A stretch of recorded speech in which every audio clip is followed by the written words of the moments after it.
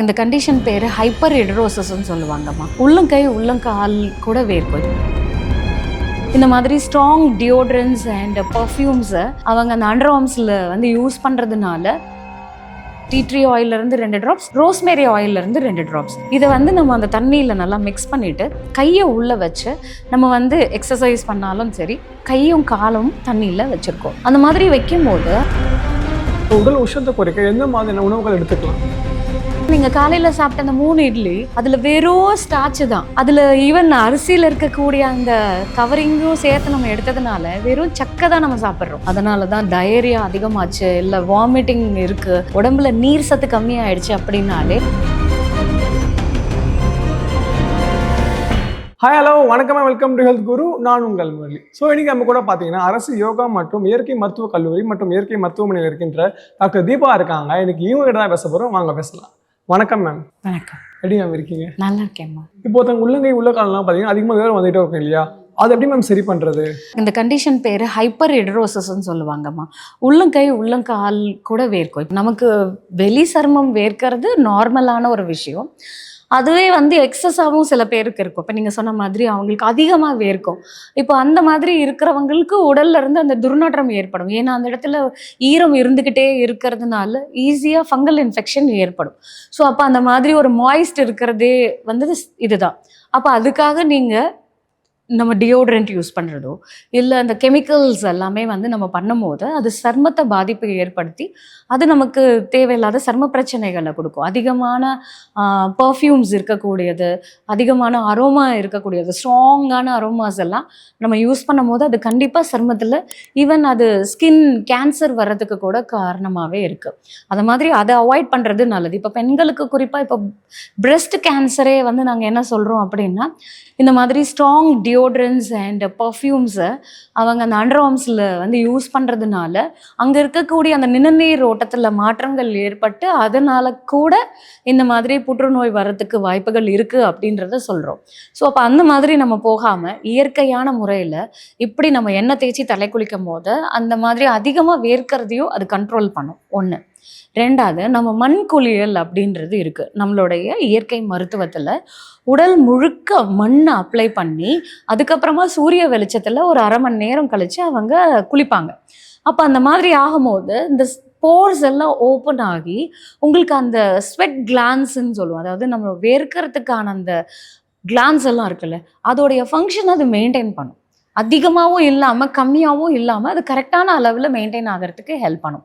இப்போ நீங்கள் கேட்ட ஹைப்பர் ஹெடரோசிஸ், உள்ளங்கை உள்ளம் பாதத்தில் வேர்க்குது அப்படின்னா அது ஒரு அப்நார்மலான கண்டிஷன். அதுவும் சின்ன குழந்தைங்க பார்த்தீங்கன்னா எக்ஸாம் எழுதும் போது அந்த பேட் எல்லாமே நனைஞ்சிடும். எக்ஸாம் எழுதும் போது ரொம்ப அதுவே பதட்டம் ஆகிடும். அவங்களுக்கு ஸ்பீடும் வராது. அது அப்படியே பென் ஊறிட்டே வரும். பேப்பரே ஊறிடுச்சுன்னா எழுதுறது கஷ்டம். அது மாதிரி கஷ்டமாக இருக்கிறதெல்லாம் பார்த்துருக்கேன். அதுக்கு என்ன பண்ணுவாங்கன்னா கீழே காய்ச்சஃபெல்லாம் வச்சு எழுதுவாங்க, கையை தொடச்சிக்கிட்டே இருப்பாங்க. இது எதனாலன்னா 2. ஒன்று வந்து அவங்களுடைய அந்த ஸ்வெட் கிளான்ஸோடைய செக்ரீஷன், இன்னொன்று சில மெடிக்கல் கண்டிஷன்ஸ்னாலேயும் வரும், சில நேரத்தில் நம்ம எடுத்துக்கக்கூடிய மருந்துனாலேயும் வரும். இது வந்து என்ன அப்படின்னு பார்த்தீங்கன்னா பதட்டத்தினாலேயும் சைக்காலஜிக்கல் இஷ்யூஸ்னாலேயும் ரொம்ப பயம் அதிகமாக இருக்குது.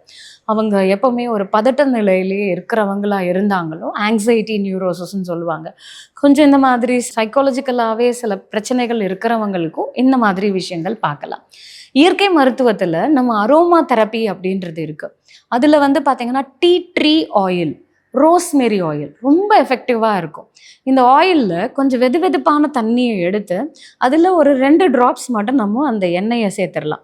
இதுலேருந்து டீ ட்ரீ ஆயிலிருந்து 2 ட்ராப்ஸ், ரோஸ்மேரி ஆயிலிருந்து 2 ட்ராப்ஸ், இதை வந்து நம்ம அந்த தண்ணியில் நல்லா மிக்ஸ் பண்ணிவிட்டு கையை உள்ளே வச்சு நம்ம வந்து எக்ஸசைஸ் பண்ணாலும் சரி, கையும் காலும் தண்ணியில் வச்சுருக்கோம். அந்த மாதிரி வைக்கும்போது அதில் இருக்கக்கூடிய அந்த ஸ்வெட் கிளான்ஸ் எல்லாத்தையும் அது ரெகுலேட் பண்ணுறதுக்கு ஹெல்ப் பண்ணும். ரொம்ப ரிலாக்ஸ்டாக ஃபீல் பண்ணுவாங்க.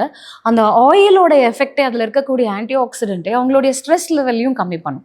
இது கூட அவங்களுக்கு நம்ம ஸ்ட்ரெஸ் மேனேஜ்மெண்ட்டாக மூச்சு பயிற்சி, தியான பயிற்சி, அவங்களுக்கு சில ஆசனங்கள்லாம் நம்ம புஜங்க ஆசனம், சஷங்க ஆசனம், அதுக்கப்புறம் பார்த்தீங்கன்னாக்கா நம்ம வந்து சேது பந்தாசனம் இந்த மாதிரி ஆசனங்கள்லாம் நம்ம கொடுக்கும்போது அவங்களுடைய மனநிலையாகவும் நம்ம வந்து சரி பண்ணுறதுக்கு ஹெல்ப் பண்ணும். இன்னொன்று எப்சம் சால்ட் பாத் அப்படின்றது இருக்குது நம்மளதில். அந்த உப்பு வந்து நம்ம இதே மாதிரி வெது வெதுப்பான தண்ணியில் இந்த உப்பு அந்த எப்சம் சால்ட்டுன்னு சொல்லக்கூடிய உப்பை போட்டு நமக்கு உள்ளங்கை உள்ளங்கால் அதில் வந்து ஒரு 15-20 நிமிஷம் நம்ம வைக்கணும். அந்த நேரம் ஒரு சின்ன கர்ச்சிஃப் எடுத்து பச்சை தண்ணியில் நனைச்சி உச்சந்தலையில் வச்சுக்கணும். இதை வச்சுருந்துட்டு நீங்கள் அந்த ட்ரீட்மெண்ட் எடுத்ததுக்கு அப்புறமா இது ரெகுலராக நீங்கள் பண்ண ஒரே சிட்டிங்லலாம் சரியாகாது. ஆனால் இது நீங்கள் ரெகுலராக பண்ண உங்களுக்கு அந்த ஸ்வெட் ஆகிறது டே பை டே குறையிறத நீங்கள் ஃபீல் பண்ணலாம். அதே நேரத்தில் ஒரு பாசிட்டிவான ஒரு ஃபீலும் நமக்கு இருக்கும். ஸோ இந்த மாதிரி நம்ம ஹைப்பர் ஹைட்ரோசிஸை ட்ரீட் பண்ணுறோம். இப்போ அதே மாதிரி நீங்கள் ஸ்டார்டிங்கும் சொல்லியிருந்தீங்க உடல் உஷ்ணத்தை குறைக்க சில ஃபுட்ஸ்லாம் எடுத்துக்கலாம் அப்படின்னு. இப்போ உடல் உஷ்ணத்தை குறைக்க எந்த மாதிரியான உணவுகள் எடுத்துக்கலாம்? இப்போ பாடி ஹீட்டை நம்ம குறைக்கிறதுக்கு உணவில் நம்ம என்ன மாதிரி இப்போ எப்படி நம்ம எண்ணெய் குளியல், மண் குளியல் இதெல்லாமே நமக்கு உடலுடைய உஷ்ணத்தை கம்மி பண்ணுமோ, அதே மாதிரி உணவுகளில் வந்து பார்த்திங்கனாக்கா நம்ம வந்து இளநீர் பெஸ்ட்டு.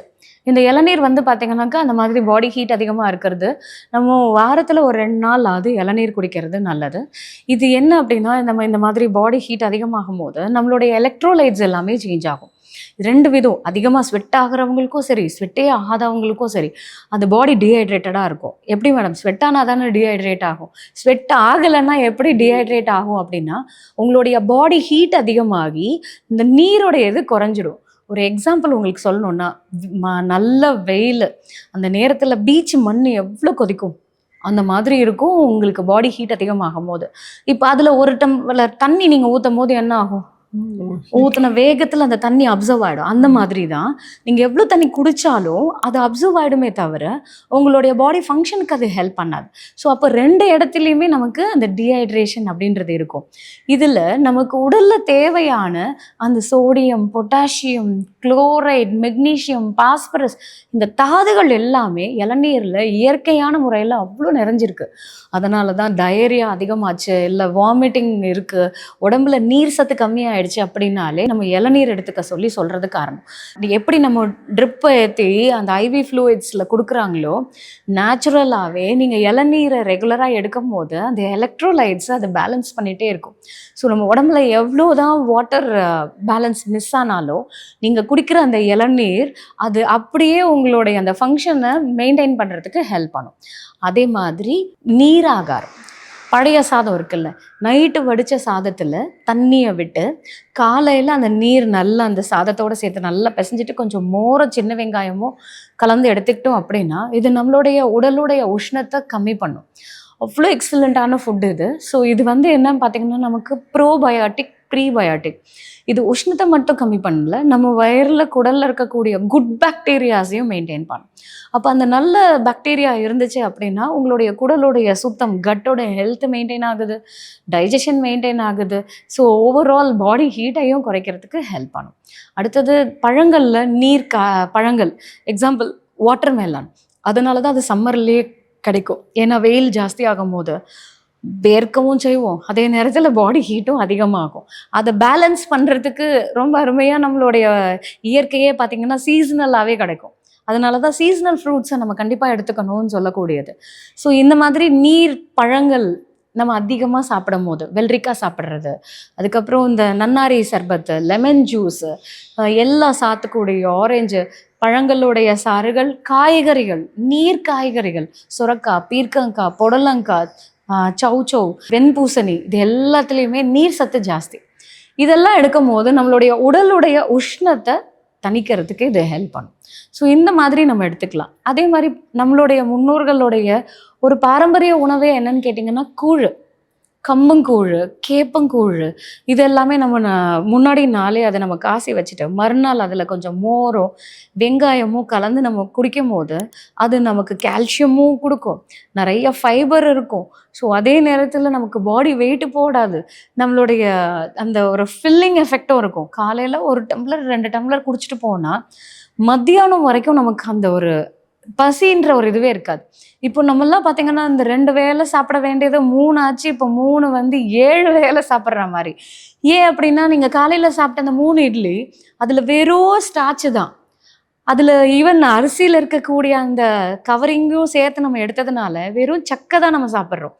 அது கொஞ்ச நேரத்திலேயே இன்ஸ்டண்ட்டாக அது எனர்ஜியாக கன்வெர்ட் ஆகி உங்களுக்கு அது ஸ்டமக் எம்டிங் ஆயிடுது. இமீடியட்டாக ஏதாவது சாப்பிடணும்னு தோணுது, பசிக்குது. அப்போ நம்ம என்ன பண்ணுறோம், நடுவில் தேவையில்லாத இந்த நொறுக்கு தீனிகளை நம்ம குறிப்பாக இந்த சமோசா, பப்ஸ் இந்த மாதிரி மைதா ப்ராடக்ட்ஸை சாப்பிட்றதுனால நம்மளுடைய உடலை நம்மளே வந்து டேமேஜ் பண்ணிக்கிறோம். ஆனால் அதே நீங்கள் அந்த மாதிரி கம்பங்கூழ், கேப்பங்கூழ் எல்லாம் எடுத்துக்கிட்டிங்கன்னா அதில் இருக்கக்கூடிய அந்த ஃபைபரும் சரி, இந்த தாதுகள், அதே நேரத்தில் கார்போஹைட்ரேட்டும், இது எல்லாமே சேர்த்து நமக்கு ஒரு ஸ்ட்ரெயேட்டி எஃபெக்டை கொடுக்கும். ஒரு ஃபில்லிங், சாப்பிட்டு திருப்தியாகவே இருக்கும். ஸோ அப்போ நீங்கள் அடுத்த உணவை சாப்பிட்ணும் அப்படின்ற அந்த எண்ணம் இல்லாமல் உங்களுக்கு அந்த ஒரு ஃபில்லிங் அண்ட் நியூட்ரிஷியஸாகவும் நம்மளை சப்போர்ட் பண்ணும். ஸோ அந்த மாதிரி உணவுகள்லாம் நம்ம இந்த உடல் உஷ்ணத்தை குறைக்கிறதுக்காக நம்ம எடுத்துக்கலாம். ஸோ உங்கள் நேரத்தை எங்களுக்காக ஒதுக்குனதுக்கு மிக்க நன்றி மேம். நன்றிம்மா.